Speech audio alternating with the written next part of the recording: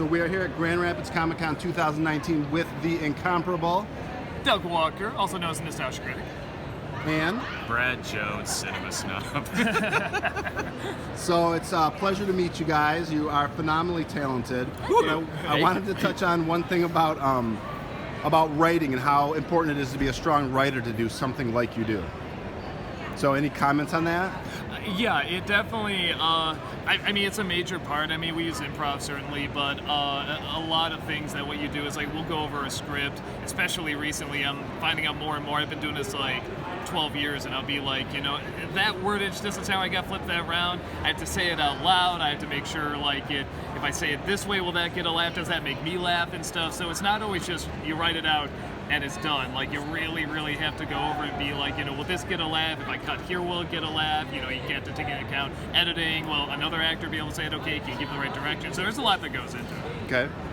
I'm just happy I got my Oogie Loves bag back. No, so when I'm writing too, I'm writing from, I mean, yeah, to be funny, certainly, in terms of the episodes, but what I'm also trying to do as well, and you guys are perfect at it too, is certainly being riff heavy in terms of episodes, but coming from a place where it's clear you have a love for film and movies and that you grew up watching them, but having fun with certain movies, as opposed to just kind of coming across as bitter or cynical or something like that. Like, genuinely so. Like, parody-wise, it's different, certainly, because we both have characters. And yeah, they're very angry people. Yeah, I like to have people have a joy for these kind of movies when they're watching it, no matter how good or bad that one that might be. Even with some bad ones where it might actually cause them to, like, seek it out, really, you know, or kind of give it this little audience. Even just a joy for creativity. I mean, in the movies, even for something bad, you know, just a joy for creating things and the technical side of creating things. Yeah. So who's like your governor? In other words, do you try stuff out on people and they'll go, yeah, you know what, I don't get that, and so you'll revise what you want to say? Or do you know your audience enough now where you know pretty much what they're looking for and you don't need someone to sort of edit you? You're never going to know your audience 100%. I don't know if any entertainer does. That's also what's exciting about it, though, is that you can try different things. You're allowed to experiment, but, you know, you also kind of know the comfort zone, like the general area.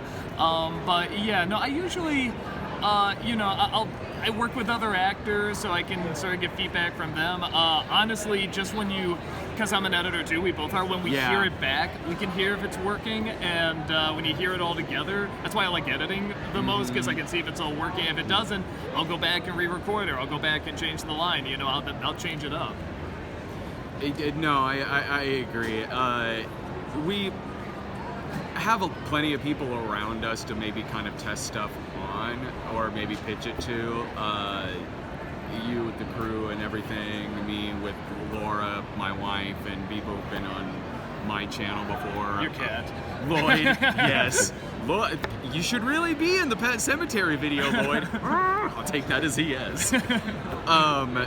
But it's, in doing it so long, yeah, it's still unpredictable, but you do kind of have a sixth sense for what might work and what might not. Like, having both of us done it for like 12 years now. At this point, we actually can kind of edit on robot mode. but truly, the moral of the story is it's not going to happen overnight. It takes a heck of a lot of work.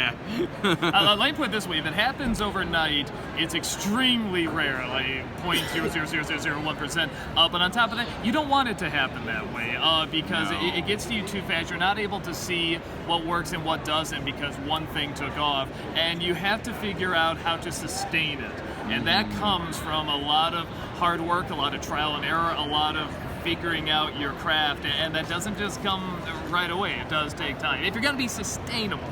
Yeah, and certainly do it because you have a passion for it, which is what we did. Because I started 12, 13 years ago, but only started doing it for a living 2 years into that, because, I mean, I just loved doing it, and at the beginning, it wasn't even thought of that you could do it as a full-time job. But yeah, certainly do it because you love it, but also it is beneficial to, when it does happen when you're older and you've also worked a lot of years in the workforce, it gives you more of a sense of maturity for all the hard work you put in, and then when it does happen, it gives you a thicker skin in working on the internet. I'll definitely say it's the number one thing I always say is really in any form of entertainment, do it because you love it, because there is a very strong chance you will not be able to make a living out of it. And you want to be able to look back and say, even if this didn't turn into the big living I wanted, I'm still glad I did it because I love it anyway. And if you do make it big, you're all the more humble, you're all the more thankful for it. Because I know there's a lot of people who do it just for the fame. They do it for the attention, they do it for views and likes. And even if you get that attention, you're not going to be happy. You have to do it because it already makes you happy. That's the number one best advice I can give.